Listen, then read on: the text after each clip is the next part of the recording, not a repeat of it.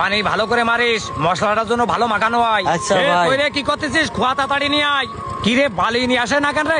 এ তাড়াতাড়ি বালিটা নিয়ে আয়।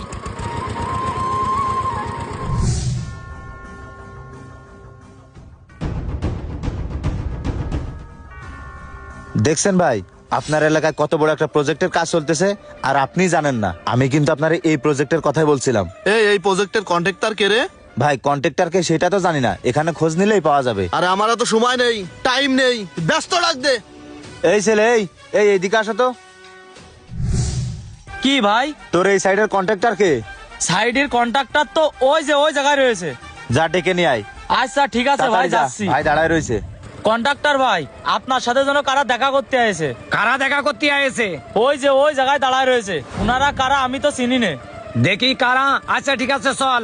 এ মশলাটা ঠিকঠাক করে মাখাস, আমি আসতেছি। আচ্ছা ভাই, আসেন। আজকের ভিতরে ঢালাই শেষ করা ওই লাগবে। তো ওই জায়গায় দুজন দাঁড়ায় রয়েছে। আচ্ছা ঠিক আছে, চলো যাই কথা কই। প্রজেক্টটা বড়, অ্যামাউন্টটা বড় ও করবেন। আচ্ছা আচ্ছা, বুঝতে পারছি। ভাই আসসালামু আলাইকুম। হ্যাঁ হ্যাঁ ঠিক আছে। এই বিল্ডিংটা কন্ট্রাক্ট নিয়েছে কে? ভাই আমি কন্টাক্ট নিয়েছি। কোনো সমস্যা? হ্যাঁ সমস্যা তো একটু আছেই। এই কথা বলতো ওর সাথে।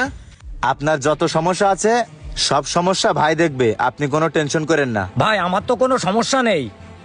আমি আপনাদের কথা তো কিছু বুঝলাম না।